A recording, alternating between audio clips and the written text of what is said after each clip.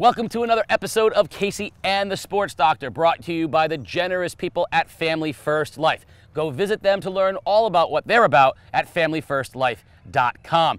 Now, Sports Doctor, special day here. Beautiful day here at Shenecasset Golf Course in Groton, Connecticut. Casey, and I feel a little bit of a game day challenge coming up with ECC golf champion Colin Fahey. 3 holes against the Sports Doctor and me here at Shenecasset. We're going to see what we can do against the champ.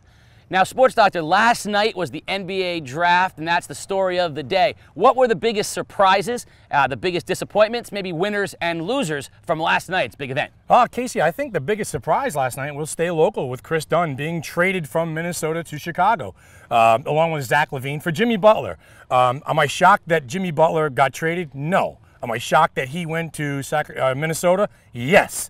I mean, we heard about, rumors of him going to Boston, rumors of him going to Cleveland possibly, but Minnesota came in late as a player, and I think to move a player like Chris Dunn after his first year, he's a 5th pick overall in last year's draft. I thought that was the biggest surprise of the night.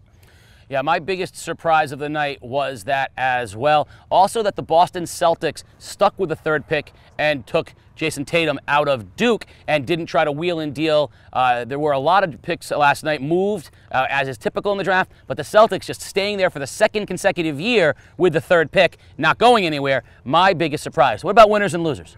Biggest winners, obviously Sacramento. They drafted De'Aaron Fox and Justin Jackson, both in the top 15. Both young players, very talented. If that equates to down the road success, then I think Sacramento had a really good night. And I think it's a good night for Boston. Why not?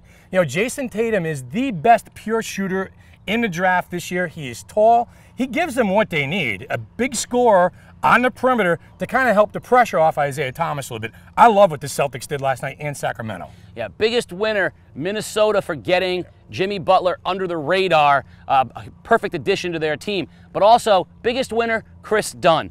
After a year of being miscast on the 2nd team with nobody that can score, you're going to go to a team and you're going to be given the reins and you're going to be given an opportunity to overcome what was last night a pretty harsh and brutal assessment from the pundits of the league, calling you a first-round lottery bust. You're going to have a chance to overcome that. He's a kid that has overcome obstacles his whole life, and I believe that he's going to go to Chicago with a chip on his shoulder and see if he can resurrect that promising career. Biggest loser?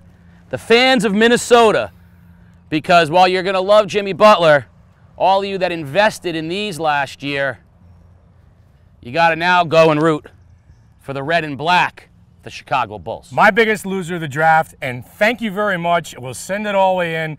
How about the Brooklyn Nets? Once again, my Celtics taking their 1st-round pick, and we've got them for, I think, the next 5 years or so. The Brooklyn Nets giving up their entire future for who?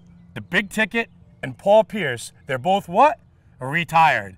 Listen, there's a reason why the Nets are the Nets. There's a reason why the Knicks are the Knicks in some of these teams. Don't try so hard, but thank you as a Celtics fan. The Brooklyn Nets, the New York Knicks, the 2 biggest losers in last night's draft.